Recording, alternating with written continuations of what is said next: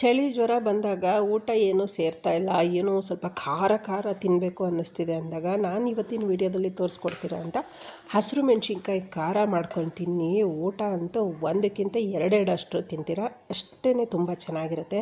ರಾಗಿ ರೊಟ್ಟಿಗೆ, ಅಕ್ಕಿ ರೊಟ್ಟಿಗೆ, ಹಾಗೆ ಚಪಾತಿಗೆ ಮತ್ತು ಬಿಸಿ ಅನ್ನಕ್ಕೂ ಕೂಡ ತುಪ್ಪದ ಜೊತೆ ಹಾಕ್ಕೊಂಡು ತಿಂದರೆ ತುಂಬಾ ಚೆನ್ನಾಗಿರುತ್ತೆ.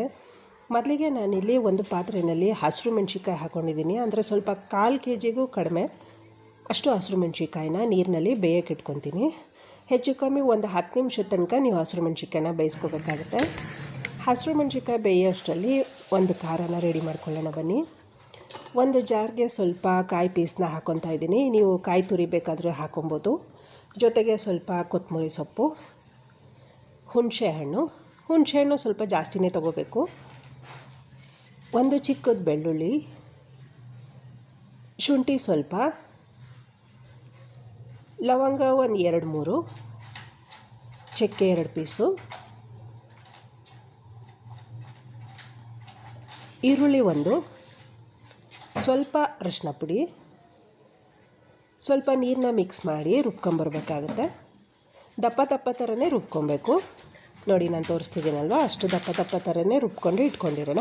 ಇವಾಗ ಅದೇ ಖಾರಕ್ಕೆ ನಾವು ಬೇಯಿಸ್ಕೊಂಡು ಇಟ್ಕೊಂಡಿರೋ ಅಂಥ ಹಸಿರು ಮೆಣಸಿನ್ಕಾಯಿನ ಹಾಕ್ಕೊತಾ ಇದ್ದೀನಿ.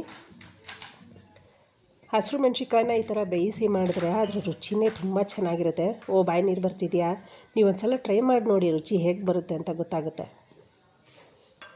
ರುಬ್ಬಿದಾಗಿದೆ,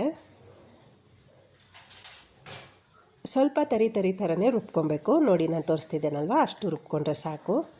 ರೊಟ್ಟಿಗಂತೂ, ಅಕ್ಕಿ ರೊಟ್ಟಿಗೆ, ರಾಗಿ ರೊಟ್ಟಿಗಂತೂ ತುಂಬಾ ಚೆನ್ನಾಗಿರುತ್ತೆ. ಇವಾಗ ಅದಕ್ಕೆ ಒಂದು ಚಿಕ್ಕದಾಗಿ ಒಗ್ಗರಣೆ ಮಾಡ್ಕೊಳ್ಳೋಣ. ಒಂದು ಬಾಣಲಿಗೆ ಸ್ವಲ್ಪ ಎಣ್ಣೆನ ಹಾಕ್ಕೊಂಡು ಸ್ವಲ್ಪ ಸಾಸಿವೆನ ಹಾಕ್ಕೊತಾ ಇದ್ದೀನಿ. ಜೊತೆಗೆ ಒಂದು ಚಿಕ್ಕದು ಈರುಳ್ಳಿನ ಹಾಕ್ಕೊತಾ ಇದ್ದೀನಿ. ಈರುಳ್ಳಿನ ಸ್ವಲ್ಪ ಫ್ರೈ ಮಾಡ್ಕೊಬೇಕು. ನೀವು ಅನ್ನ ಜೊತೆಗೂ ತಿನ್ನುವಾಗ ಈ ಮೆಣಸಿನ್ಕಾಯಿ ಖಾರನ ಹಾಕ್ಕೊಂಡು ತುಪ್ಪ ಅಥವಾ ಬೆಣ್ಣೆನ ಮಿಕ್ಸ್ ಮಾಡಿಕೊಂಡು ತಿನ್ಬೋದು. ಈರುಳ್ಳಿ ಜೊತೆಗೆ ಒಂದು ಚಿಕ್ಕ ಟೊಮೆಟೊ ಹಣ್ಣು ಕೂಡ ಹಾಕ್ಕೊಂಡು ಫ್ರೈ ಮಾಡ್ಕೊತಾ ಇದ್ದೀನಿ. ಟೊಮೆಟೊ ಹಣ್ಣು ಸಾಫ್ಟ್ ಆಗೋ ತನಕ ಹುರ್ಕೊಬೇಕಾಗುತ್ತೆ. ನೋಡಿ, ಈಗ ಟೊಮೆಟೊ ಹಣ್ಣು ಸಾಫ್ಟಾಗಿ ರೆಡಿಯಾಗಿದೆ. ನಾವು ಇದರಲ್ಲಿ ಹುಣಸೆಹಣ್ಣು, ಟೊಮೆಟೊ ಹಣ್ಣು ಎರಡೂ ಹಾಕಿರ್ತೀವಿ. ಹಾಗಾಗಿ ತುಂಬಾ ಉಪ್ಪು, ಹುಳಿ, ಖಾರ ಎಲ್ಲ ಟೇಸ್ಟು ಇರುತ್ತೆ ಈ ಖಾರದಲ್ಲಿ. ರುಬ್ಕೊಂಡಿರೋವಂಥ ಖಾರನ ಹಾಕ್ಕೊಂಡು ಮಿಕ್ಸ್ ಮಾಡ್ಕೊಬೇಕು.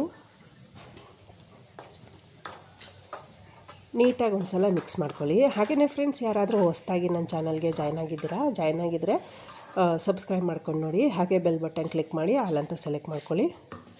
ಜಾರ್ಗೆ ಸ್ವಲ್ಪನೇ ನೀರು ಹಾಕ್ಕೊಂಡು ಮಿಕ್ಸ್ ಮಾಡ್ಕೊಬೇಕು. ಯಾಕಂದರೆ ತುಂಬಾ ತೆಳುವಾಗಬಾರ್ದು, ಅದು ಖಾರ ರೀತಿ ಬಂದರೆ ಸಾಕು. ರುಚಿಗೆ ತಕ್ಕಷ್ಟು ಉಪ್ಪನ್ನ ಹಾಕ್ಕೊಂಡು ಒಂದು ಕುದಿ ಬರಲಿಕ್ಕೆ ಬಿಡಬೇಕು. ಹಾಗೆ ಕುದಿಯೋದಕ್ಕೆ ಬಿಟ್ಟಾಗ ನೀವು ಮಧ್ಯ ಒಂದು ಸ್ವಲ್ಪ ತಿರುಗಿಸ್ಕೊಬೇಕಾಗತ್ತೆ, ತಳ ಹಿಡಿಬಾರ್ದು ಅಂಥೇಳಿ. ನಾ ಹಾಕೋಂದು ಪ್ರತಿಯೊಂದು ನೋಟಿಫಿಕೇಷನ್ಗಳು ನಿಮ್ಗೆ ಸಿಗಬೇಕು ಅಂದರೆ ಸಬ್ಸ್ಕ್ರೈಬ್ ಮಾಡ್ಕೊಂಡು ನೋಡಬೇಕು. ಹಾಗೆಯೇ ಬೆಲ್ ಬಟನ್ ಕ್ಲಿಕ್ ಮಾಡಿ ಆಲ್ ಅಂತ ಸೆಲೆಕ್ಟ್ ಮಾಡ್ಕೋಬೇಕು. ಹಾಗಿದ್ದಾಗ ಮಾತ್ರ ನಾ ಹಾಕೋ ಒಂದು ಪ್ರತಿಯೊಂದು ನೋಟಿಫಿಕೇಷನ್ಗಳು ನಿಮ್ಗೆ ಸಿಗ್ತಾ ಇರುತ್ತೆ. ನೋಡಿ, ಇವಾಗ ಲಾಸ್ಟಲ್ಲಿ ಎಣ್ಣೆ ಮೇಲ್ಗಡೆ ತೇಳ್ತಾ ಬರ್ತಾಯಿದೆ. ಈ ಥರ ಎಣ್ಣೆ ತೇಲ ಬರೋ ತನಕ ಸ್ವಲ್ಪ ಬೇಯಿಸ್ಕೊಬೇಕು. ಇವಾಗ ಹಸಿರು ಮೆಣಸಿನ್ಕಾಯಿ ಖಾರ ರೆಡಿ ಆಯಿತು. ನೀವು ಒಂದು ಸಲ ಟ್ರೈ ಮಾಡಿ ಫ್ರೆಂಡ್ಸ್, ತುಂಬಾ ಚೆನ್ನಾಗಿರುತ್ತೆ. ಅದರಲ್ಲೂ ನಿಮಗೇನಾದರೂ ರುಚಿ ಸಿಗ್ತಾ ಇಲ್ಲ ಅಂತ ಅಂದಾಗ ಈ ಥರ ಚಟ್ನಿ ಮಾಡಿಕೊಂಡು ಅನ್ನದ ಜೊತೆನಾದರೂ ತಿನ್ನಿ, ಇಲ್ಲ ರೊಟ್ಟಿ ಜೊತೆನಾದರೂ ತಿನ್ನಿ, ತುಂಬಾ ಇಷ್ಟಪಟ್ಟು ತಿಂತೀರಾ. ನಿಜವಾಗ್ಲೂ ಒಂದು ಸಲ ಟ್ರೈ ಮಾಡಿ. ಹಾಗೆಯೇ ರೆಸಿಪಿ ಹೇಗೆ ಬಂತು ಅಂತ ಕಮೆಂಟ್ಸಲ್ಲಿ ಹಾಕ್ತೀರಾ ಅಲ್ವಾ ಫ್ರೆಂಡ್ಸ್. ಈ ವಿಡಿಯೋ ನಿಮ್ಗೆ ಇಷ್ಟ ಆಗಿದರೆ ದಯವಿಟ್ಟು ಲೈಕ್ ಮಾಡಿ, ಶೇರ್ ಮಾಡಿ, ಸಬ್ಸ್ಕ್ರೈಬ್ ಮಾಡಿ. ಹಾಗೆಯೇ ನಿಮ್ಮ ಫ್ಯಾಮಿಲಿ ಮೆಂಬರ್ಸ್ಗೆ, ಸ್ನೇಹಿತರಿಗೆ ತಪ್ಪದೇ ವಿಡಿಯೋನ ಶೇರ್ ಮಾಡಿ. ಹಾಗಿದ್ರೆ ಮತ್ತೆ ಮುಂದಿನ ವಿಡಿಯೋದಲ್ಲಿ ಸಿಕ್ಕೋಣ ಫ್ರೆಂಡ್ಸ್. Thank you.